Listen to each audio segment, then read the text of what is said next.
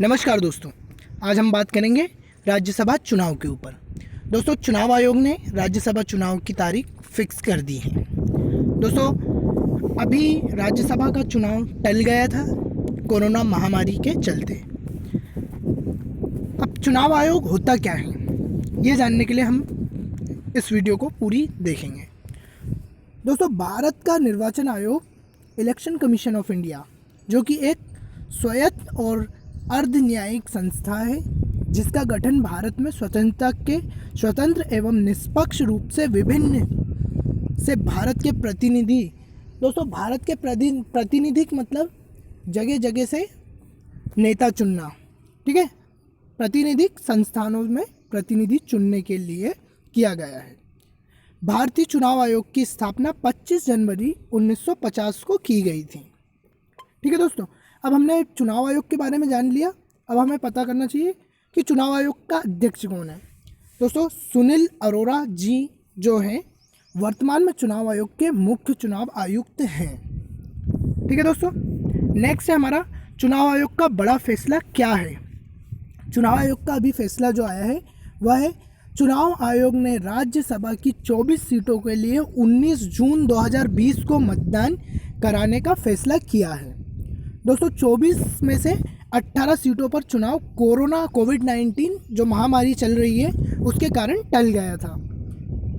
इसमें 4 सीटें आंध्र प्रदेश और गुजरात की 4 सीटें तथा 3 सीटें मध्य प्रदेश की एवं राजस्थान की 3 सीटें, झारखंड की 2 और मणिपुर और मेघालय की 1-1 सीटें शामिल हैं।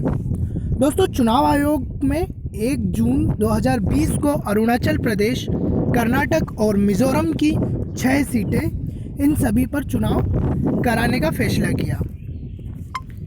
इनमें कर्नाटक के 4 राज्यसभा सदस्य 25 जून को रिटायर हो रहे हैं, जबकि अरुणाचल प्रदेश में 1 सदस्य का कार्यकाल 23 जून को पूरा होगा। दोस्तों, मिजोरम से भी राज्यसभा सदस्य 28 जुलाई को सेवानिवृत्त हो रहे हैं। दोस्तों, अब हम बात कर लेते हैं चुनाव आयोग ने यह फैसला क्यों लिया।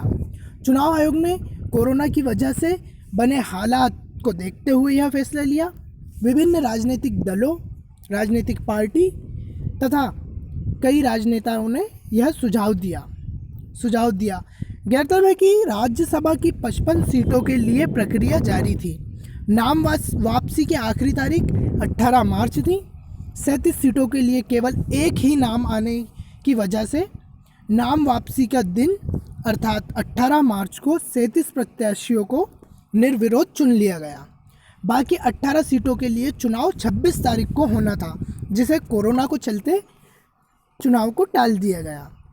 दोस्तों, किन किन वरिष्ठ नेताओं का कार्यकाल खत्म होने जा रहा है, उनमें से वरिष्ठ नेताओं में से दिग्विजय सिंह मध्य प्रदेश से, मोतीलाल वोरा छत्तीसगढ़ से, कुमारी शैलजा हरियाणा से, विप्लव ठाकुर हिमाचल प्रदेश से, मधुसूदन मिस्त्री गुजरात से, रामदास अठावले महाराष्ट्र से, परिमल नाथावनी प्रेमचंद गुप्ता झारखंड से, विजय गोयल राजस्थान से और डीएमके के तिरुचि शिवा का कार्यकाल खत्म हो चुका है।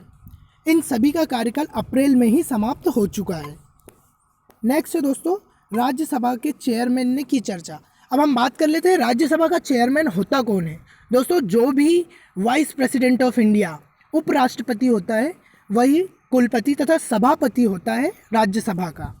हाल ही में राज्यसभा के चेयरमैन वेंकैया नायडू ने अलग अलग मंत्रालयों से जुड़ी संसदीय कमेटी की बैठक को लेकर चर्चा और आगे रणनीति पर बात की थी।